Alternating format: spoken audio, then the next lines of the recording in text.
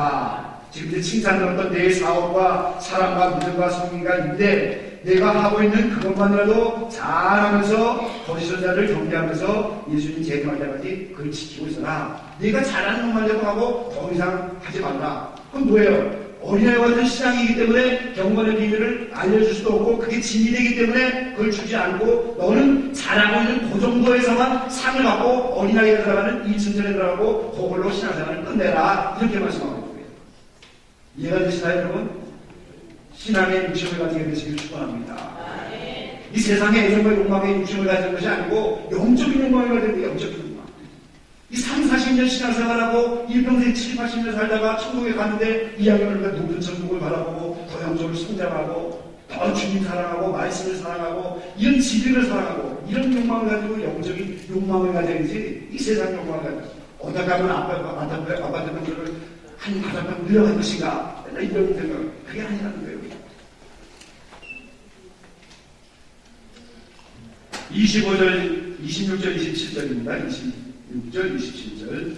이기는 자와 끝까지 내일을 지키는 그에게 만국을 다스리는 권세를 주리니 그가 철장을 가지고 저희를 다스려 질그릇 깨뜨리는 것과 같이 하리라. 나도 내 아버지께 받은 것이 그러하리라. 아멘.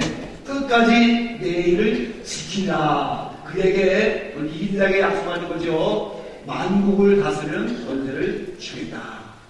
끝까지 내일을 지키는 자에게 하나님의 말씀을 실천하면서 사명에 충실하다는 거죠. 그리고 이긴 자들에게는 만국을 다스리는 권세를 주겠다. 이렇게 말씀하셨어요. 그 만국은 천년 왕국 시대를 다스리는 그런 권세입니다. 그것은 바로 천년 왕국 시대에 왕권을 주시겠다는 거예요. 그래서 이 이긴 자들이 이 교회 시대의 만국에서 왕이 되는 거 아닙니다. 이긴 자들의 삶을 보세요. 때에 따라 어떻게 보면 어떻게 예수 믿고 저렇게 됐을까? 이 세상에서 보면 어떻게 보면 비행한 삶을 사는 것처럼 그렇게 보이는데 이 세상이라고 하는 교회 시대 만국이 아니라는 거죠. 7년 되어가는데 적수다시는 그런 만국이 있고 아니고 바로 예수님이 만왕의 왕이 돼서 다시는 메시아 왕국 천년 지상나번에서 그때 김봉왕의 권세를 주시겠다 이렇게 약속합니다. 그분들이 천년왕국 시대에 왕권을 갖고 만국을 다스리는 권세를 갖겠다. 그리고 철장을 가지고 저희를 다스려 질그릇 깨뜨린 것 같이 하리라. 이 철장이라고 하는 것은 군대용인 장성들이 갖는 그런 수지방이거든요. 그런 수지방이로 유리그릇을 깨는 것 같은 강력한 권세를 가지고 다스리게 하겠다. 자, 이것은 요한계시록 19장에 보면 예수님이 지상 재림하실 때 철장 권세를 가지고 오십니다. 그리고 예수님과 함께 휴거 대신 14만 4천 명이 바로 이제 함께 내려오셔요. 그래서 예수님과 함께 그들도 철장 권세를 가지고 내려오세요. 그러면서 이제 아마겟돈 심판이 나타나죠. 666을 비롯하여 이 세상의 모든 거짓선자들과 표받은 사람들이 예수님에게 전쟁을 하게 되는 게 아마겟돈 심판인데 이 부활체를 가지고 오잖아요. 부활체를 가지고 오는 그들에게 아무리 행복하는 소리도 그게 무슨 소리겠어요? 강력한 권세를 가지고 오신다. 그때 이제 지상 내려올 때가 나타나는 거예요. 이 철장 권세가 지금은 없는 겁니다. 미안하지만. 자, 지난 살 여러분들이 가서 기도하게 되면 철장 권세를 주시옵소서 이렇게 기도하는데 그건 이때 나타나는 권세예요. 지금은 없는 권세입니다, 여러분. 오해하지 마시기 바랍니다. 철장 권세는 예수님 지상 내려올 때 나타나는 권세예요. 그리고 14만 4천 명의 이기는 자들이 받는 권세예요. 그러니까 철장 권세를 주십시오. 그러면 곧 휴고되게 해주십시오. 이 말과 같은 거예요, 사실. 이긴 자가 되게 해주십시오. 그것도 받는 권리가 되는 거죠. 내가 또 그에게 새벽별을 주리라. 28절 말씀 같이 한번 보시죠. 28절, 29절. 내가 또 그에게 새벽별을 주리라. 귀 있는 자는 성령이 교회에게 하시는 말씀을 들으시라. 자, 새벽별은 누굽니까? 예수 그리스도죠. 광명한 새벽별. 그 예수 그리스도는 기교, 진리요, 생명이라고 말씀하셨어요. 그러니까 새벽별을 주겠다 해서도 예수 그리스도의 영원한 생명을 받게 된다는 것과 똑같은 거예요. 그러니까 흰돌을 세금을 받는 원리라든가 생명관을 먹는다든가 감췄던 만나를 먹는다거나 이게 전부 뭐예요? 영원한 생명을 주시는 것을 여러 가지 방법으로 표현하고 계시는 거예요.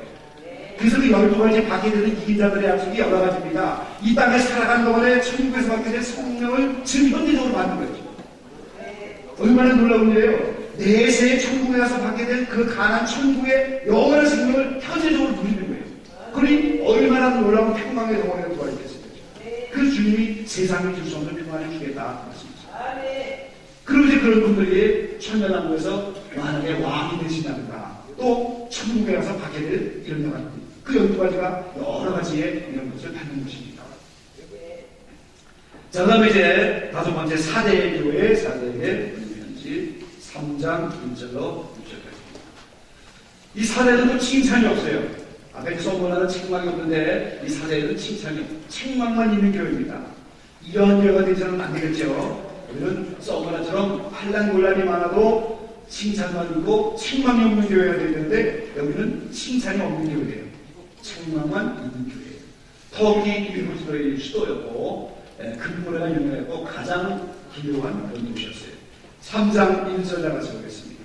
사대의 교회의 사자에게 편지하기를 하나님의 7명과 7배우를 가지시가 가라사대 내가 내 얘기를 나누니 내가 살았다고 하는 이름은 가졌으나 죽은 자로다. 아멘. 자, 하나님의 7명이라 그랬어요. 여기 7천사장이죠. 7천사장입니다. 그리고 7별은 7교회의 목회자들. 그래서 영계에서는 천사를 붙들고 일을 하고 계신 것이고 지상에서는 7교회의 목회자를 두셔서 하나님께서 천국 사업을 하는 거죠. 자, 이 사대교회의 이름은, 사대라고 하는 이름은 살았다고 하는 이름은 가졌으나 죽은 자로다 그랬어요. 그러니까 선한 명분을 내세우면서 육심을 만족시키는 생활, 위선적이고 외식적인 생활을 하는 사람이다. 주님을 위한다고 하는 선한 말을 하면서 정욕적인 만족, 쾌락 이렇게 위선적으로 일하는 사람이 영적으로 죽은 자다. 근데 이 사대교회의 목회자가 완전히 죽었다면 가라사가 될 것인데 완전히 죽은 상태는 아니라는 거예요. 그래서 빛을 따라 온전한 생활을 하지 못하고 부분적으로 어둠을 받으시지만 완전히 죽은 것은 아닌 거죠. 2절 말씀을 드리겠습니다. 다 같이 하는 것이요. 너는 일깨워 그 나무가 죽게 된 것을 보게 하라. 내 하나님 앞에 내 행위에 온전한 것을 찾지 못하였노니 였습니다. 자, 사대교회 목회자도 회개하고 새로워질 수 있도록 기회를 주신 거예요. 그래서 나무가 죽게 된 것을 굳게 하라. 영적으로 완전히 죽은 것이 아니고 부분적으로 죽어있기 때문에 이제 완전히 죽으면 가라지가 되버리는 겁니다. 그래서 거짓 선자 가라지가 되지 않도록 굳게 하라. 선한 부분을 튼튼하게 하고 온전케 하라. 내 행위에 온전한 것을 찾지 못했다. 이 말씀입니다. 3절 달아서 그렇습니다. 그러므로 내가 어떻게 받았으며 어떻게 들었는지 생각하고 지켜 회개하라. 만일 회개치 아니하면 내가 그것같이 이르니 어느 시에 내게 임하는지 내가 알지 못하리라. 아멘. 사대교회 목회자가 복음을 듣고 깨달은 것을 생각하고 이제 하나님의 뜻을 비교하면서 철저히 회개하라. 회개치 않으면 도적과 같이 오시겠다. 주님이 도적과 같이 오신다고 말씀하시죠. 이 도적이 오면 뭘 훔쳐갈까요? 금은 보석, 중요한 걸 훔쳐가는 거예요. 돈 되는 걸 훔쳐가는 겁니다. 걸레 조각이 훔쳐가는 도적이 어디 있겠어요? 무용입니다. 예수님이 공진강대 갔을 때 도적같이 오면 휴거된 성도들, 정금과 같은 믿음을 가진 그런 성도들을 훔쳐가시는 거예요. 도적같이 왔다 가시니까 예수님 공중강림이 지나갔는지도 모르게 지나가시는 거예요.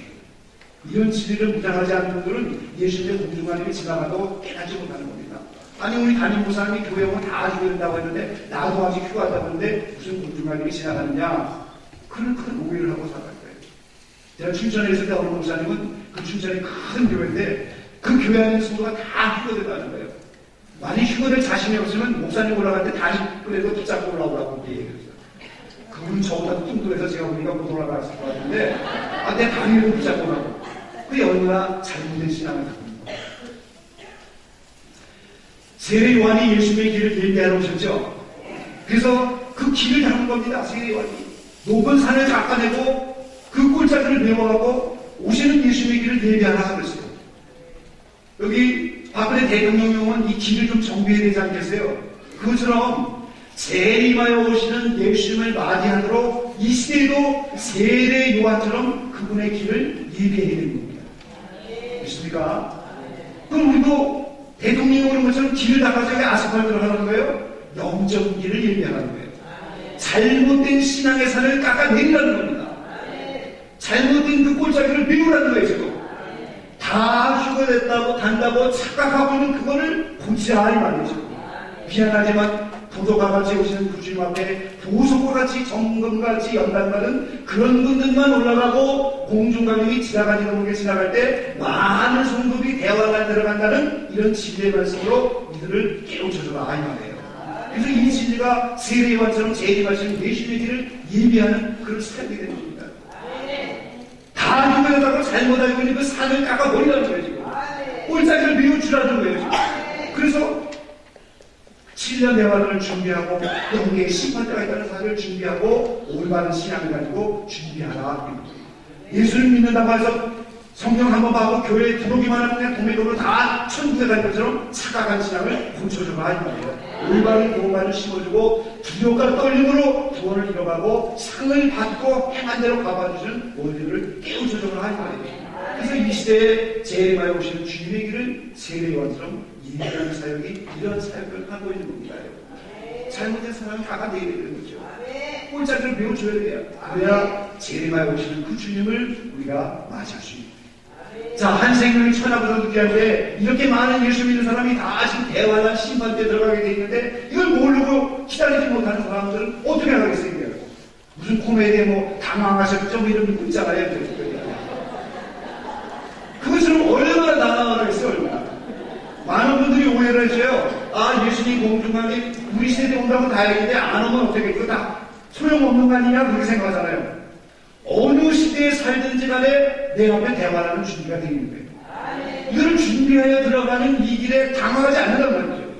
그럼 여기 살다가 심판대 딱 들어갔다. 그 심판대라는 걸 인정하고 대화단과 똑같은 과정이 내 앞에 준비되어 있다는 걸 알고 준비한 사람은 대화단에 가서 심판대 가서도 당황하지 않고 빨리 지나가는 겁니다. 이 시대 주님이 안 하고 상관이 없어요. 내 앞에 있는 심판대를 이런 말씀으로 철저하게 살면은 그 심판대를 빨리 지나가는 거예요. 해만 들면 되는 겁니다. 그게 올바른 신앙이 되는 거예요. 이해가 되시나요? 이건 뭐 주님이 언제 오실지도 모르는데 이런 거 준비하고 그렇게 애정과 영광을 다 버리고 살다가 나중에 손해받고 나가서 그냥 떼어가는 거예요. 어느 시대에 살든지 간에 이것은 대화를 한 군데 한 군데 심판대를 지나가는 거기 때문에 그걸 빨리 지나갈 수가 있다는 거예요. 근데 이런 걸 전혀 준비하지 못하고 대화를 들어가면 얼마나 당황하겠어요. 다 죽어내고 다 죽자마자 천국에 갈 거를 믿었는데 닦아보니까 심판대가 오고 있어요. 성경에 심판대가 나와 있는데 하루 천국이 아니란 말이죠. 얼마나 당황하겠냔 말이죠. 우리 담임 목사님 천국 간다고 이게 웬일인가. 그래서 이런 계시록을 깨닫기 위해서 우리가 영계의 실상을 먼저 배우는 거예요.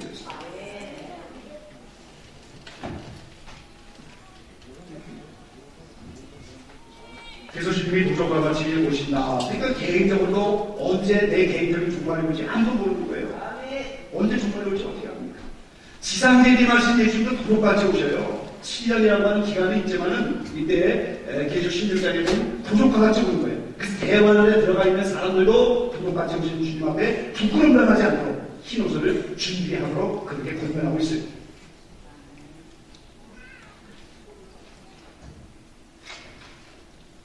자, 4절 나가시 보겠습니다. 그러나 사대에 그 옷을 더럽히지 아니한 자 몇 명이 내게 있어 흰 옷을 입고 나와 함께 다니니 그들은 합당한 자인 여호와라. 자, 옷은 성도의 행실입니다. 행실. 이 사대교회가 굉장히 큰 교회인데 이 담임 목사님은 영적으로 죽은 자예요. 살았다고 하는 이름을 가졌지만 죽은 자인데 다행히 이것은 그 교회 안에 연단을 다 마치고 흰 옷을 입은 이긴 자들, 합당한 자들이 얼마나 있었다는 겁니다. 이 목사님은 영적으로 죽은 자인데 교회 중에서 이렇게 얼마나 성도들이 합당하게 흰 옷을 입고 있었다 이렇게 말씀하고 있어요. 자, 5절과 6절 다 같이 한번 읽으시죠. 이기는 자는 이와 같이 흰 옷을 입을 것이요 내가 그 이름을 생명책에서 반드시 끊지 아니하고 그 이름을 내 아버지 앞과 그 천사들 앞에서 시인하니라. 죽이는 자는 성령이 교회들에게 하시는 말씀을 들을지어다. 아멘. 자, 이기는 자에게는 흰옷을 입게 하겠다.